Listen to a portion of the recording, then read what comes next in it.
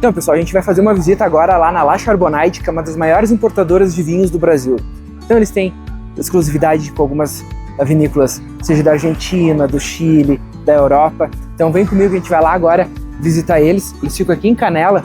O ambiente deles é bem legal. Eles construíram literalmente um castelo onde o vinho fica climatizado, temperatura ideal para ser consumido. Então, a gente vai chegar lá, a gente vai ter uma reuniãozinha com o Mainon e com o Makig, que são os proprietários. Então, a gente vai falar ali sobre tributação e, claro, vamos falar um pouco muito sobre vinho.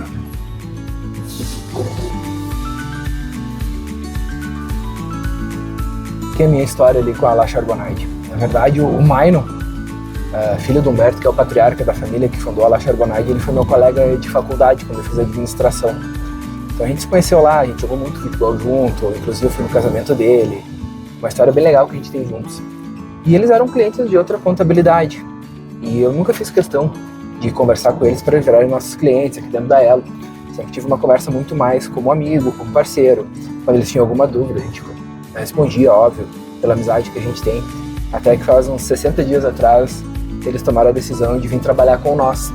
Então, a gente tenta fazer uma visita com eles, como a gente faz com todos os nossos clientes, aqueles que são aqui de perto a gente consegue ir presencialmente, os clientes de longe a gente faz de forma online. Então, a gente está indo realmente para entender a operação deles, ver como é que é uma operação de uma distribuidora de vinhos, porque, não sei se vocês sabem, uma curiosidade bem interessante, o único país no mundo que o vinho é considerado bebida é no Brasil. Nos demais países, vinho é alimento. Então isso tem muita diferença. A gente fala sobre diferenciação de tributação, entendimento na hora de importação. Então isso que a gente vai organizar agora. E vou mostrar um pouquinho também para vocês dos bastidores. A gente vai falar com o pessoal lá, uma galera bem alta astral e que realmente está fazendo a diferença no mercado de vinhos, tanto aqui da Serra Gaúcha quanto do Brasil. Eles têm distribuidor em São Paulo, eles atendem várias regiões.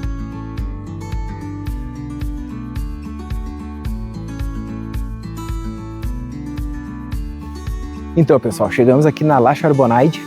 A gente vai conhecer aqui um pouquinho da estrutura, vamos falar com eles. A gente está falando de uma empresa que tem um portfólio gigante, acho que são mais de 6 mil rótulos, se eu não me engano. A gente vai falar agora aqui com o pessoal, vamos entender um pouquinho de como funciona melhor a operação deles.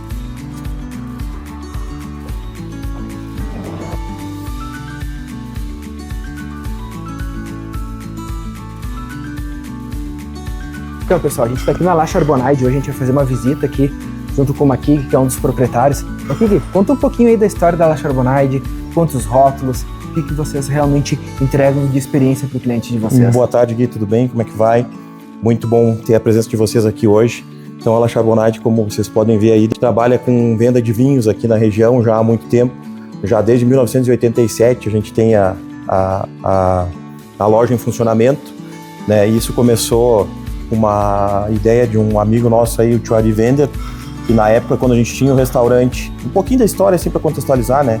A gente teve que parar com essa atividade, daí a gente ficou um tempo assim, sem ter atividade nenhuma, e aí a gente, o que nós vamos fazer agora?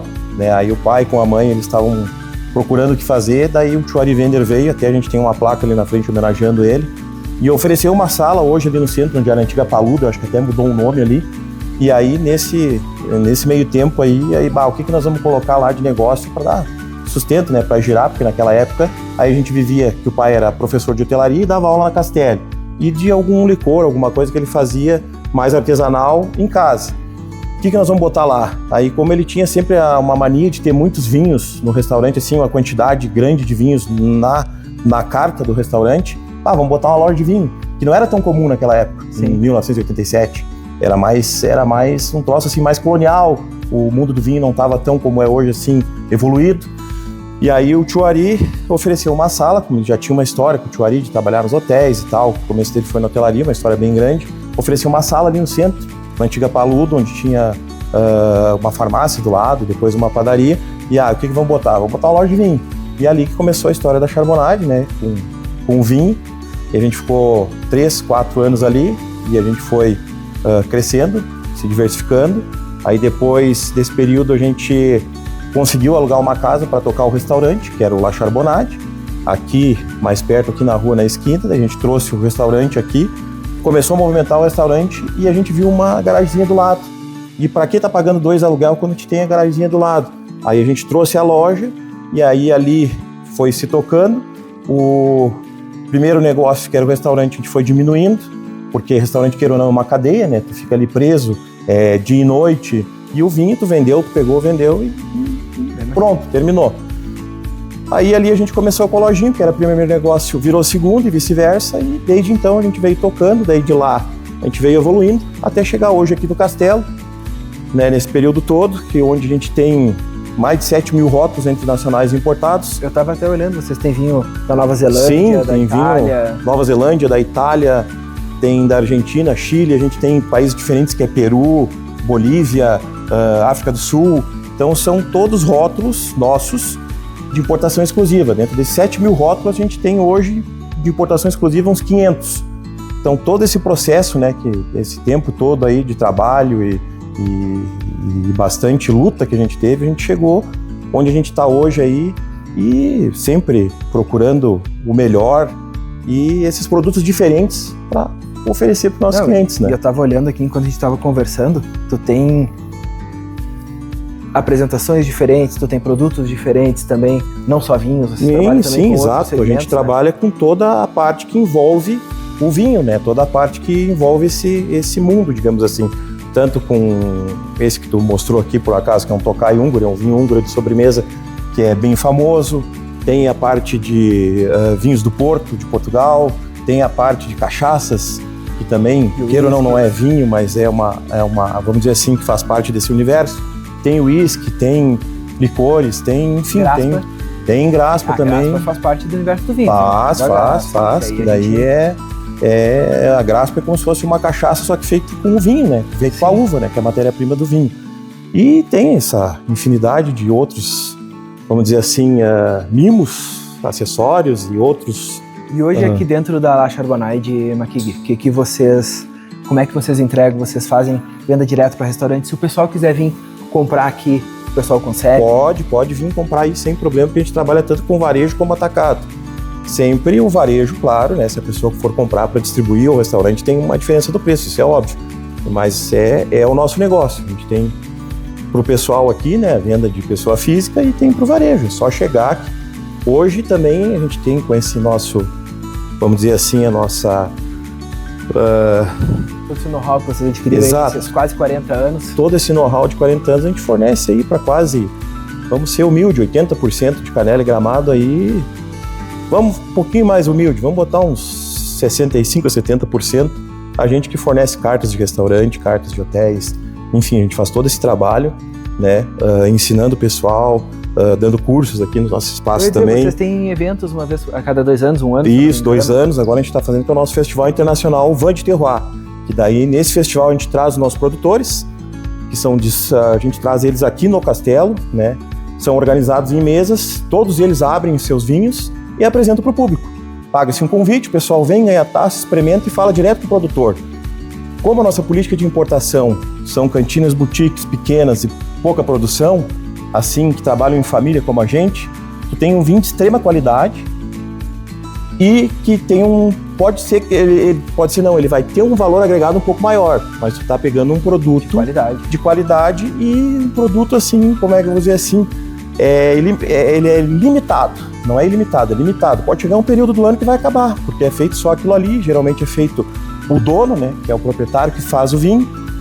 Aí tu vem, experimenta, conversa com o dono, troca uma ideia, ele já vai te dizer o que ele fez, o que ele não fez, e é um amor, é um troço diferente, que o mundo do vinho ele é apaixonante. Conforme tu vai entrando no mundo do vinho, tu vai se apaixonando, tu vai criando um afeto, porque ele é uma coisa que as pessoas conseguem interagir assim, diferente de outras, né? Que tem uma cerveja, por exemplo, o cara tá em festa, tá em coisa, mas tu toma uma coisa que passa muito rápido. O vinho não, tu tem ali, não é qualquer momento que tu vai abrir uma garrafa de vinho. Inclusive vinho não é bebida, é alimento, né? Exatamente. E pelo fato de ser alimento, ele te traz, assim, digamos, um benefício para a saúde maior que outras bebidas. Tu vai tomar um destilado, tu vai tomar até a própria cerveja. Totalmente. Quando tu fala sobre família, famílias que produzem, porque vocês aqui são uma família que realmente entregam esse amor pelo vinho. Eu sou suspeito em falar porque eu conheço, antes da gente ser parceiro profissionalmente, a gente se conhece há uns 20 anos, pelo menos, como amigos, como parceiros. Então eu acho muito legal porque eu conheço um pouco da história. Eu lembro quando vocês estavam começando a fazer aqui o castelo. Exato. Então eu lembro tudo isso para nós foi algo bem legal. Então assim, poder estar aqui hoje presenciando, mostrando tudo isso, conhecer um pouco da história de vocês, acho que é surpreendente. Acho que muita gente não sabe dessa história. Não sabe como vocês começaram. A gente começou dessa forma, né? Sempre priorizando a família, priorizando o trabalho em primeiro lugar, porque o trabalho, sem trabalho não adianta tu tentar, é a mesma coisa que dar murro em faca, tu tem que trabalhar e muitas pessoas olham, mas por que se deu bem? Por causa disso, trabalho, dedicação, todo o lucro que se conseguia era reinvestido na empresa, nada foi colocado fora. Isso é uma coisa que eu levo e vou levar pro meu caixão, uma coisa que o pai falava assim, ó, tu vende as tuas cuecas, mas tu não fica devendo nada para ninguém. A única coisa que eu vou te deixar é o nome. E o nome vocês têm que manter ele, vamos dizer assim, o mais limpo possível, o mais coeso possível. Porque o nome é o que tu vai levar. O resto é a referência que as pessoas vão ter de que é teu nome, é que elas vão lembrar. Caráter e assim por diante. Curiosidade. Tu falou em tiragens limitadas de vinho. O que hoje aqui dentro, nesse espaço que a gente está aqui, é o vinho mais raro que vocês têm?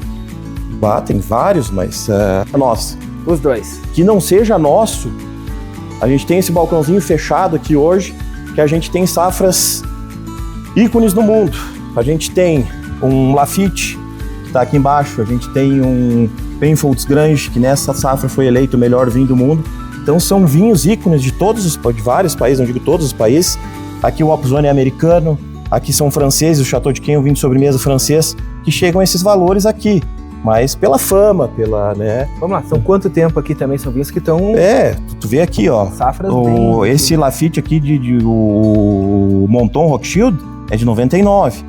Mas isso foi produzido bem antes. 95. Isso, 95. E tem são tiragens limitadas também. Isso, tudo... E importação exclusiva de vocês. E aí, de importação exclusiva nossa, a gente tem, assim, explicando grosseiramente como é que funciona uma linha de vinhos de uma vinícola. Tu tem o carro-chefe, que geralmente é o vinho de entrada, e tu vai subindo, escalonando até chegar a um Gran Reserva, um top de linha que a gente chama. Então é o seguinte, os vinhos básicos são vinhos mais fáceis de beber, são vinhos que a gente chama de vinhos servidores, que são vinhos assim elaborados para um consumo mais rápido. Cara, quando eu comecei a trabalhar, tomar vinho, eu não tinha esse hábito. Sim. Eu nunca sabia a uva. Eu sabia se eu gostava ou se eu não gostava.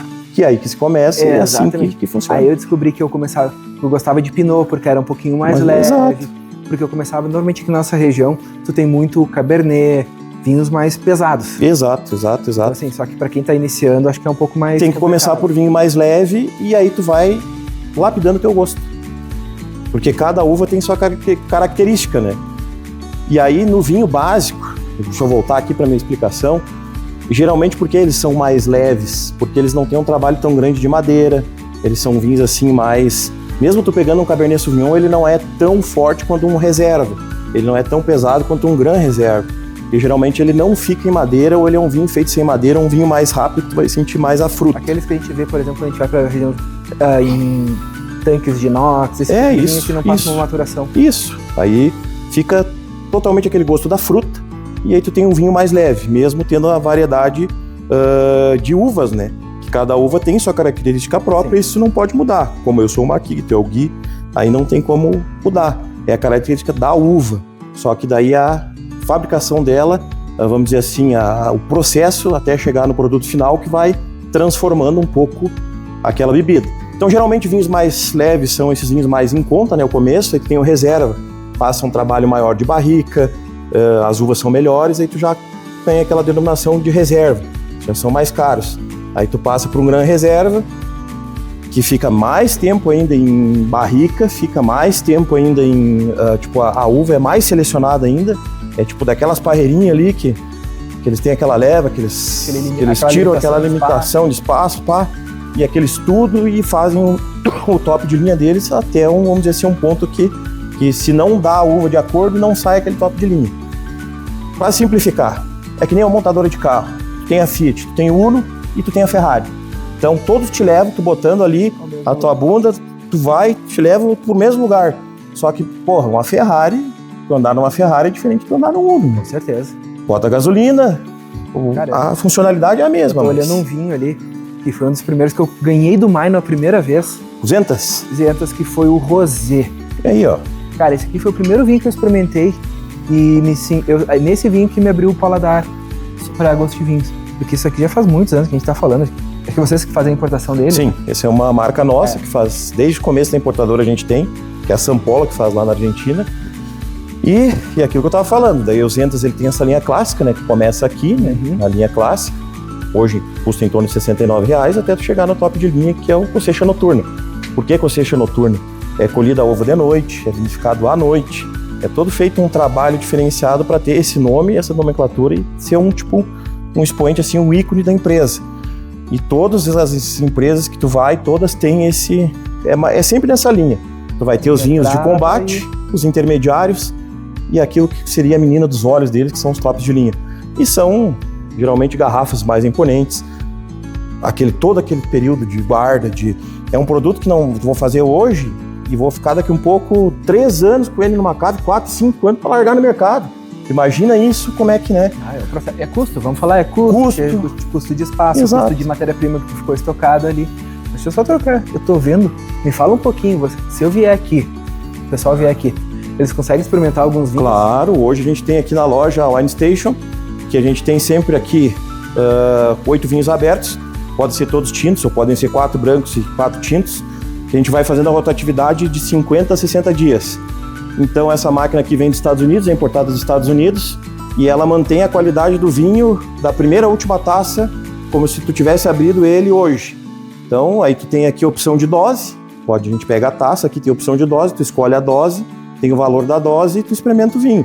Geralmente, interessante. A gente faz daí os vinhos aqui temperatura controlada, tudo de acordo, e a gente faz assim uma seleção de 8 vinhos e coloca e vai variando essa seleção. O Shiraz eu fui tomar uma vez e eu achei, acho que foi logo que eu tava começando, achei forte.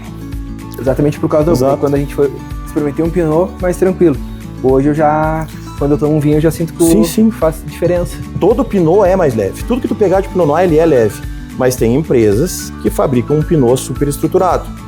Justo, a gente tem um aqui que se chama Piau Negra, que é da Brescia, que é esse Pinot aqui, que tu pode tomar ele e acompanhar até com uma carne vermelha, uma comida forte, uma comida gordurosa.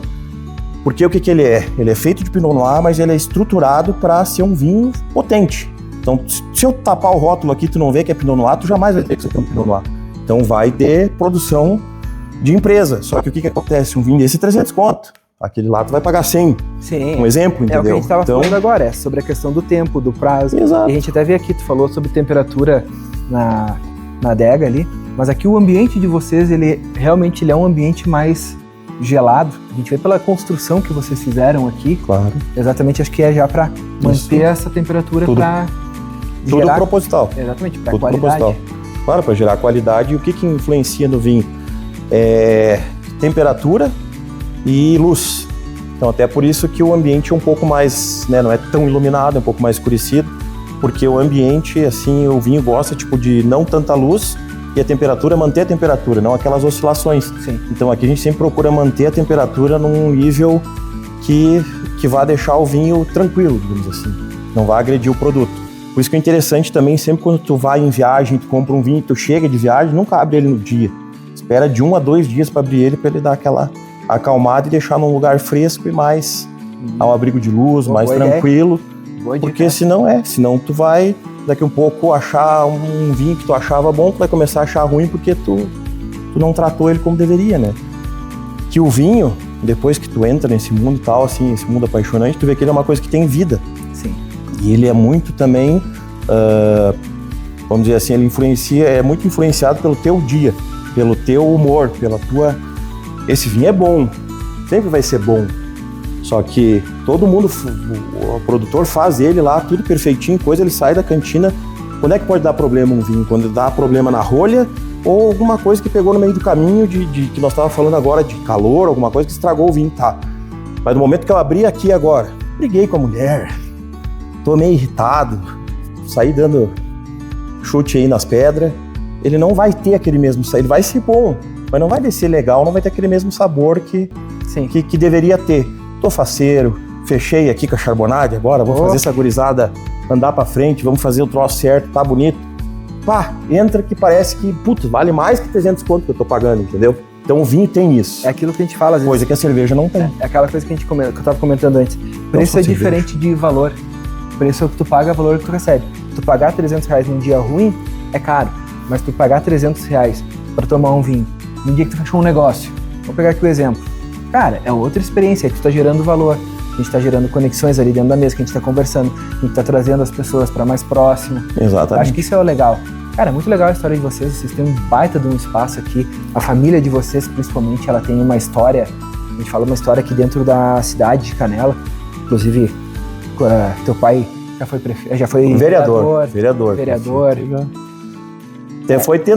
Foi cogitado algumas vezes, mas eu acho que é uma, vamos dizer assim, como a gente é muito sério, é uma responsabilidade muito grande. E eu acho que daí vocês iam perder tanto foco aqui na operação de vocês, porque tu ia estar preocupado com as coisas do teu pai, tanto como vereador. Eu sei o quanto ele contribuiu, o quanto teu pai é um cara muito querido pela comunidade. Sim. As pessoas gostam dele, por quê? Porque é um cara sério, o cara que construiu tudo que construiu do zero, baseado em quê? Vamos lá, aqueles 5 pilares que tu falou: trabalho e família. Então, assim, tudo veio dali. Então, isso é muito legal vocês poderem mostrar isso. Vocês estão aqui, vocês estão bem na frente do Parque do Palácio, do lado do aeroporto. A gente está falando nos alguns condomínios nobres aqui. Vocês estão numa área que realmente, assim, traz pessoas, o cliente de vocês, todos os restaurantes. A gente falou, pô, 70% dos restaurantes aqui da região vocês atendem. Pô, olha que legal isso, vocês estão uma marca. Quantos clientes já foram em restaurante e vieram aqui procurar o vinho ou vieram por indicação? Então, por quê? Porque isso é uma coisa que vocês construíram. Exatamente. Então, cara, eu queria te agradecer por ter mostrado um pouquinho do espaço de vocês, do lado dessa pequena aula sobre vinhos. Maravilha. E agradecer novamente aí pela nossa parceria, tenho certeza que ela vai gerar bons frutos. Sempre à disposição. Obrigadão. Show. Depois tu